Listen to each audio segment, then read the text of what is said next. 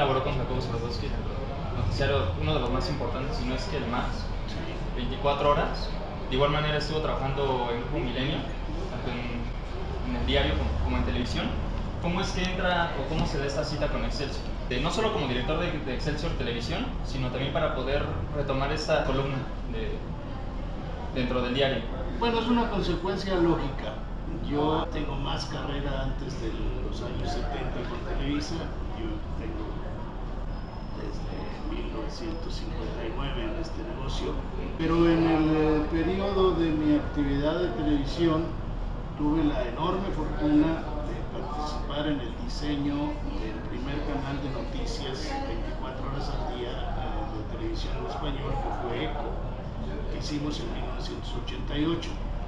Posteriormente hice un canal de noticias que se llamó Canal Noticioso, porque era de la OTI, de la Organización de Televisión Iberoamericana, donde reuníamos noticiarios de los diferentes afiliados para ponerlos en un satélite para que todos compartieran.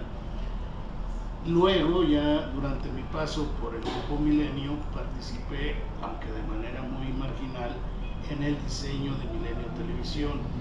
Entonces, cuando el Grupo Imagen decidió armar Excelsior Televisión, un canal que fuese noticioso e informativo 24 horas al día, se encontraron, creo yo, que hay pocas personas que conocen este negocio como lo conozco yo, y me hicieron el favor de invitarme a colaborar.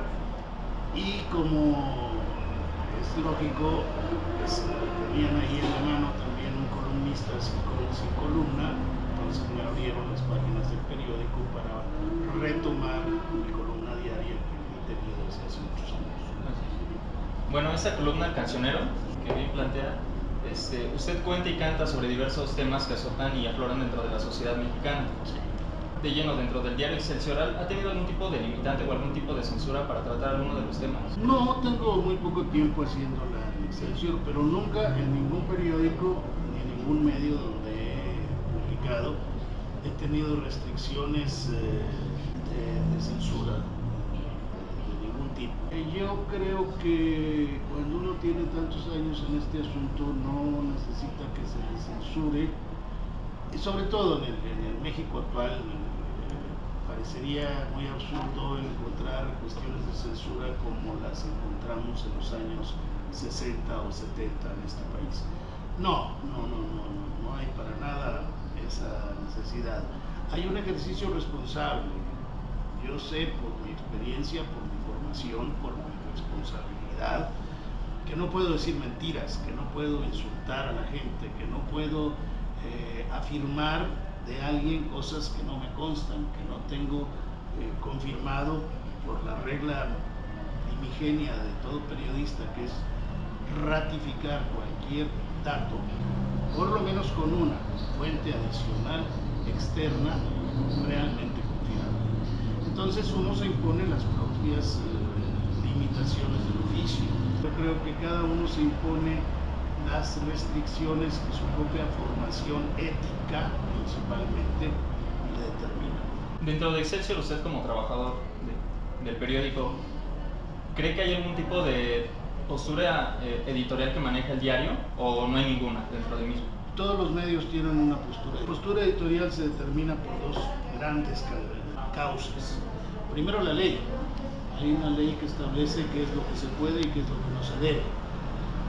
La postura editorial es el compromiso que cada uno, no solamente los medios, sino los individuos que estamos en este ejercicio, asumimos como propios. Uno no puede ser ajeno a eso. No existe la objetividad, la imparcialidad no existe. Uno está de parte de algo, tiene que saber de qué lado está en cada situación particular. Entonces, los medios también tienen que saber de qué lado están. Los medios, los grandes medios, Excelsior, Televisa, Azteca, New York Times, cualquiera, tienen también sus compromisos como empresas que son. Obviamente, todos en el mundo capitalista, todos los medios están en favor de la libre empresa, del libre comercio, de los estados menos restrictivos, de los estados que sean menos regulatorios, es decir, los estados determinan sus líneas de conducta y de interés, y los medios tienen que saber si coinciden, comparten esas actitudes, esas posturas, o si están en contra de ellas. Pues así es como se establecen las líneas editoriales, tanto las personales de cada quien como las empresariales. Toca el tema de la imparcialidad y la objetividad, que como tal no existe, ya lo comentaba. Entonces, para Félix Cortés Camarillo, ¿qué es el periodismo y cómo debería ser el periodista? Hace muchos años, en el cuarto año de primaria, en la clase de física, me enseñaron cómo la luz, un haz de luz blanca, cuando atraviesa un prisma, se descompone en todos los colores del espectro, del infrarrojo al ultravioleta. Y se me quedó muy grabado porque al curso del tiempo he aprendido que el periodista, el comunicador, es un prisma que agarra todos los colores del espectro, los pasa por su propia esencia y trata de obtener un haz de luz blanca. En otras palabras, nosotros somos una especie de traductores, representantes de la gente. Esa responsabilidad de ser representante de la gente que nos lee, que nos oye en la radio, que nos ve en la televisión, implica también una suerte de compromiso.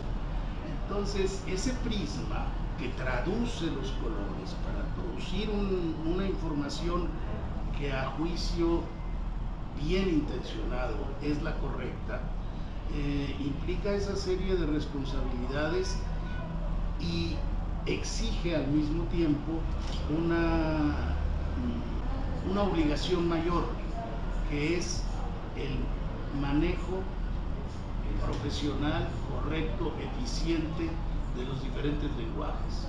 Saber tomar una buena foto, saber escribir una buena frase, saber reproducir una declaración, quitarle la basura, quitarle el excedente, saber transmitir un concepto. Ese tipo de exigencias son las que van conformando nuestra formación. Uno se va formando todos los días. A lo largo de la historia, el ejercicio de comunicar ha sido de vital importancia para el ser humano. Entonces la pregunta aquí sería, ante la oleada y la evolución constante de la tecnología, ¿en qué lugar podríamos encontrar en este instante los medios impresos? La tecnología tiene la poderosa capacidad de cambiar al mundo. Tenemos la revolución tecnológica, pero estamos viviendo a partir de la revolución tecnológica la revolución digital. Más del 50% de la población de México tiene menos de 23 años.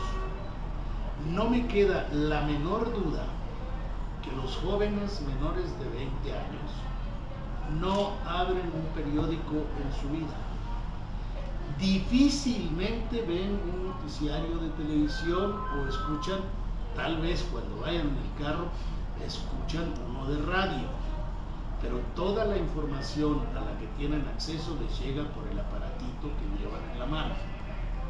Ahora, no nos hagamos tontos. No todos los mexicanos tienen la lana que cuesta ese aparatito y la suscripción que hay que pagar para poder recibir la información de internet. Pero con el tiempo eso va a evolucionar. Los japoneses que inventaron la tecnología moderna hacen un aparato que cuesta $1,000 y luego la siguiente versión ya va a costar 500 y acaban vendiéndola en $80 en el supermercado.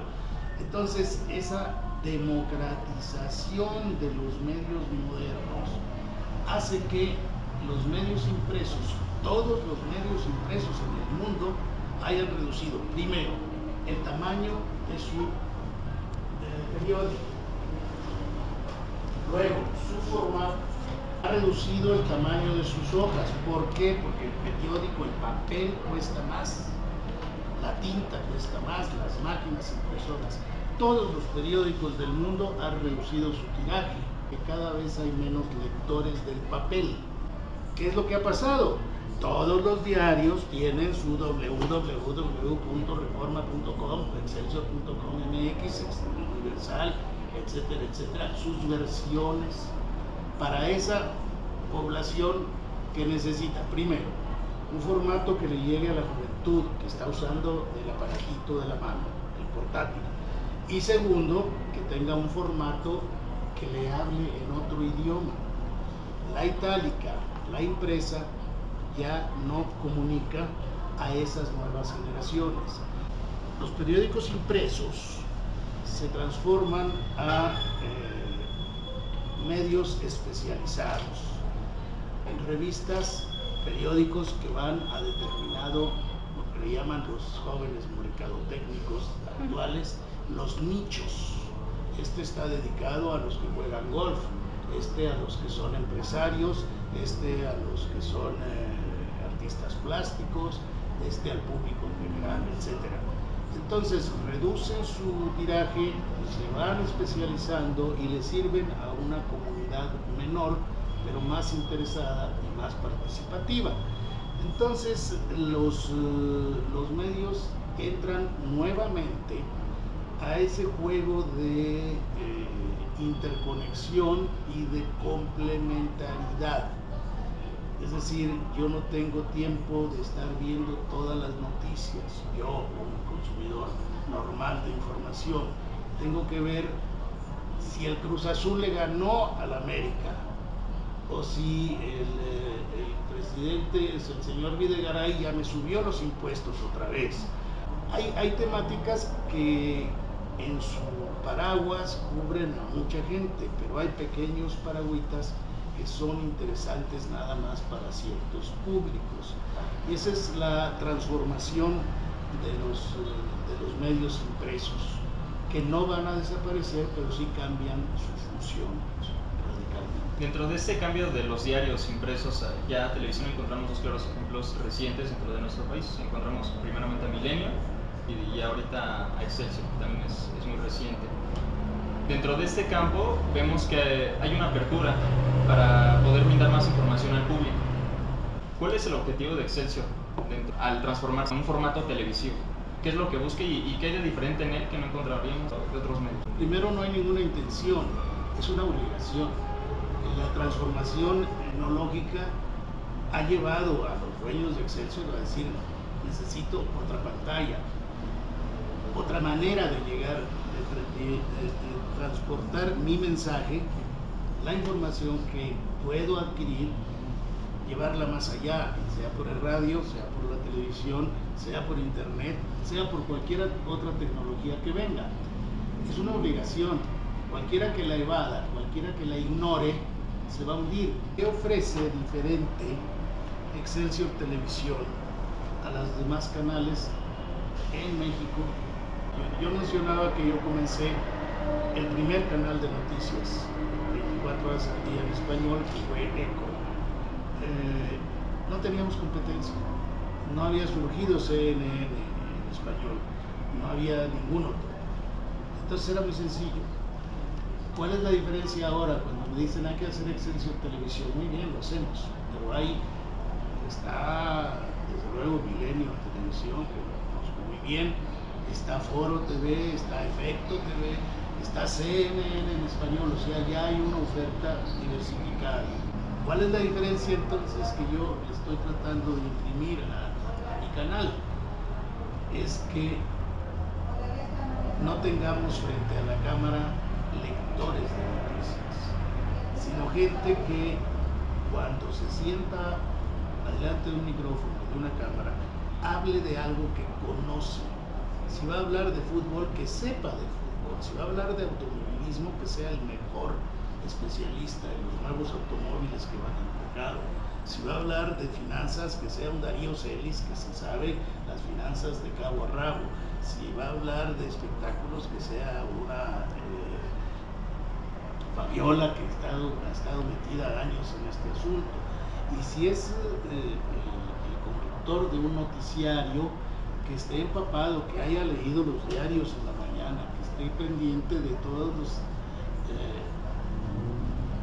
accesos a los que tenemos posibilidad de llegar, de toda la información que hay, para que si le dicen, oye, los rusos están invadiendo Ucrania, sepa qué es Sebastopol y qué es Crimea y cuál es la historia que está involucrada en todo ese proceso, en todo ese conflicto, para que no sea un simple lector que agarre un papel y no sepa ni cómo pronunciar Sebastopol o Lupachevsky o lo que sea.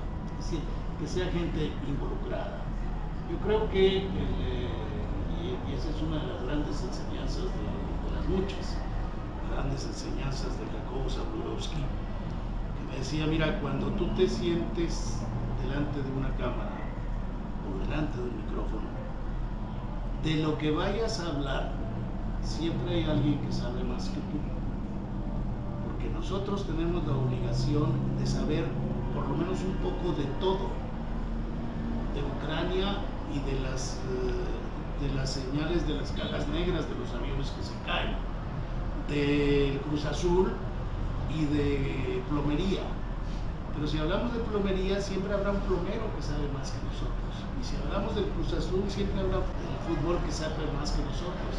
Siempre hay que hacerlo con una cierta humildad, pero sí con un conocimiento de cómo anda el Cruz Azul en la tabla y cómo les va a las señales allá en el Océano Índico con las señales de las cajas negras.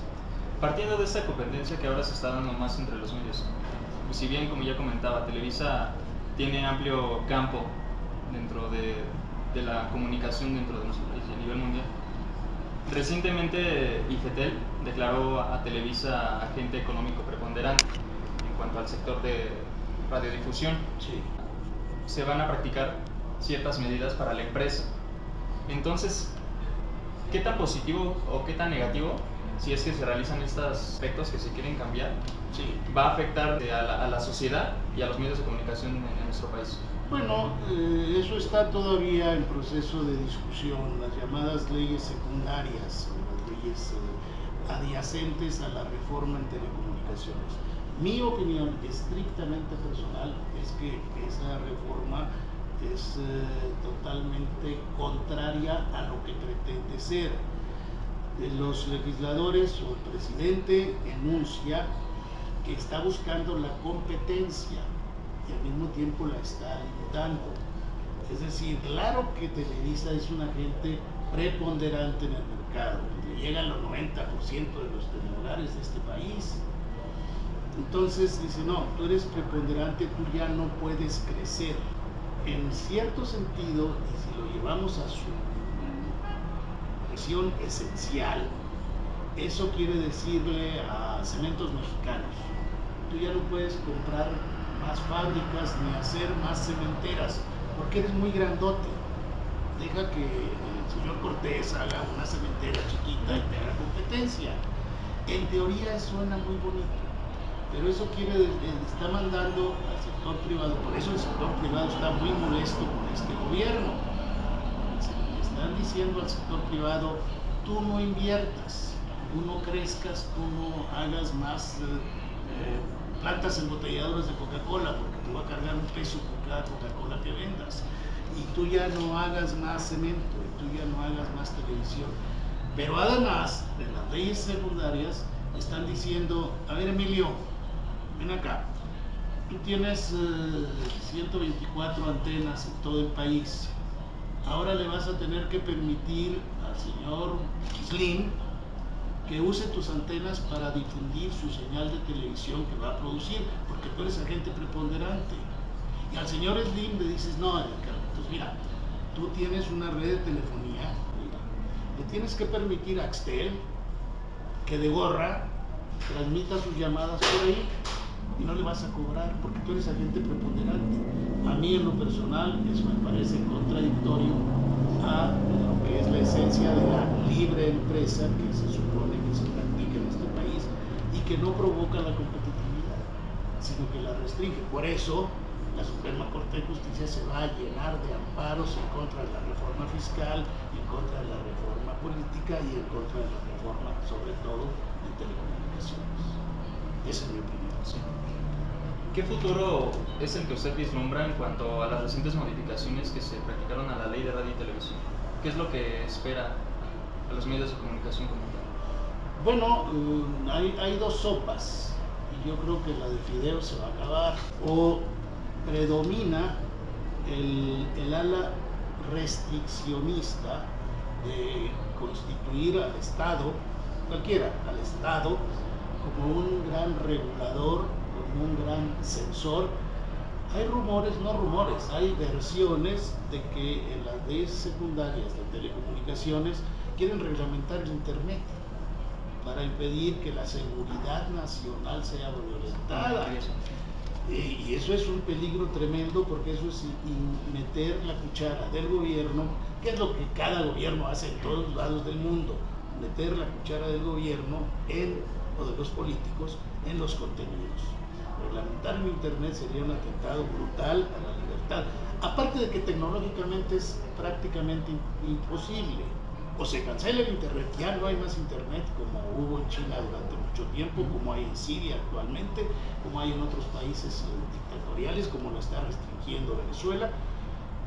Pero no se puede restringir a ese usuario para que hable bien de los soldados mexicanos, porque si no sería agredir la seguridad nacional, pero que no hable mal de la reforma sendaria, sino que desaparece el Internet, no se mantiene ese instrumento, esa magnífica, excelente herramienta para la comunicación. Entonces no hay más que esas dos sopas: o se fortalece un Estado restrictivo, dominante, opresivo, limitativo, o se respetan principios esenciales. Obviamente nada es absoluto y ninguno de los dos proyectos en sí van a poder permanecer. Se tendrá que negociar, porque esa es la forma en que se gobierna de todos lados, un término medio para que las limitaciones, las restricciones, sí pero no, no pero sí. Es un poco el juego de la política. Hace ya unos años que se vive una situación un tanto difícil en cuanto al sector social, económico y cultural dentro del país. Uno de estos sectores que se ve afectado, como muchos otros, son los jóvenes en relación al trabajo, a la cuestión laboral. ¿Usted cree que existen pocas alternativas para que los jóvenes se puedan desarrollar dentro de este campo? ¿Y cómo es que se deberían de abrir paso dentro del mismo? Es un problema demasiado complejo y es una consecuencia de un pésimo y estúpido manejo de la educación en nuestro país. Usted está en una escuela de las cuales hay por lo menos 200 en México, que tienen cada una de ellas una facultad de comunicación social o de comunicación, como se le llame actualmente, y que producen cada año pues muy fácilmente 3,000 egresados. No hay en México 3,000 plazas al año, nuevas plazas al año, en todos los periódicos, todas las estaciones de radio, todo. Vamos contando las direcciones de comunicación social del gobierno. Es un problema que venimos arrastrando por una equivocada planeación de la educación superior en México. Parece que me contradigo, porque yo estoy en favor de un Estado menos regulatorio. Estoy pidiendo que sea un Estado más planeado en su sistema. Puede ser que me contradiga, pero yo sí creo que es absurdo. Nadie les dijo a ustedes ni a sus padres que no se metieran a estudiar comunicación porque no hay oportunidad de empleo cuando terminen, oportunidad de empleo suficiente. Entonces, se metieron a comunicación, ojalá que les vaya bien. Pero si alguien, el Estado, le hubiera dicho a sus padres o a sus abuelos que hoy, en el 2014, en México hay menos de 100 gerontólogos, no hay médicos especialistas en viejitos, que es la población que más crece. Desde luego, no les digo que se vayan a matricular a la Facultad de Medicina, pero es que alguien ha estado, tuvo que decir: voy a necesitar en el 2014 50,000 ingenieros en electrónica, voy a necesitar grandes diseñadores gráficos, voy a necesitar diseñadores de programas electrónicos para los teléfonos celulares, para la nueva tecnología que ya viene. Entonces, ¿qué pasó cuando yo era niño? Todos querían ser abogados. Y luego todos querían, cuando yo fui adolescente, todos querían ser médicos. Y luego todos querían ser ingenieros. Y ahora todos quieren ser comunicadores. Pero no hay una planeación responsable, no hay suficiente oportunidad de trabajo. Es muy feo lo que estoy diciendo, pero yo creo que no estoy descubriendo el hilo negro ni el agua tibia. Así es. Los tiempos anteriores, cuando no había tantos graduados que no van a encontrar trabajo. Pero eso también va aparejado con el otro problema. Estamos en una situación de crisis económica. México está creciendo a un nivel, en los 2 meses primeros de este año, a 0.9% de su Producto Interno Bruto. El objetivo de este gobierno es crecer al 3.9%. Es imposible que lo logre. Entonces, lo que estamos viendo en México es que no hay trabajos. ¿Por qué? Porque no hay consumo. ¿Por qué? Porque no hay dinero. ¿Por qué? Porque no hay trabajos. Y volvemos a empezar. Entonces, eso, si fuésemos una economía tan próspera como las noruegas, las suecas, las escandinavas, en general, la alemana, incluso la norteamericana, genera trabajos, no tantos como necesita, pero desde luego más de los que generamos nosotros. Y ese es un problema muy grave. No es un panorama bonito, y a veces no es tan grato contarlo, cantarlo, pero